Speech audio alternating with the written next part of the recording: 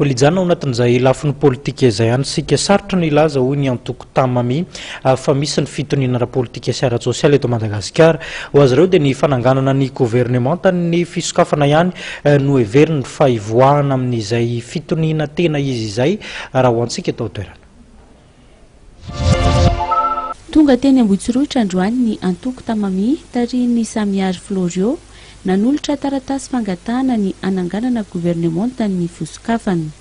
Raha ny fanazavana nentiny mpitariky ny antoko politika ity dia ilaina ny fananganana gouvernemanta ny fisokafana mba hisiny ny fitoniana ara-politika sy ara-tsosialy eto Madagasikara. Amin'ny antoko politika mpanohatra konstruktiva anay dia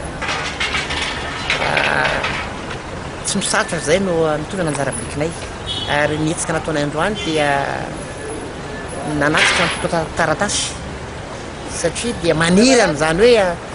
isiny ny gouvernement d'ouverture mba isiny ny apaisement eto amin'ny tany sy ny fiantsakana ka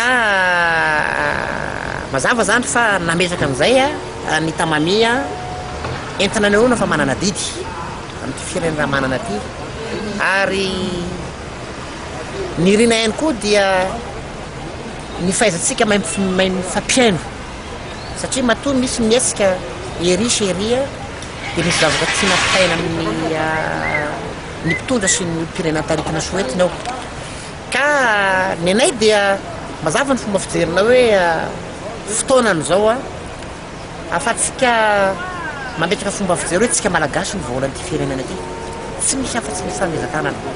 tsisy mavita afa-pantsona samirery zany. Tsy voalohany amin'izao no nanatitra taratasy sahala amin'ity ny antoko tamami. Efa manana olona apetraka eo amin'ny toeran'ny Prime Ministre isahana ity gouvernemanta ny fisokafana ity ny antoko tamami.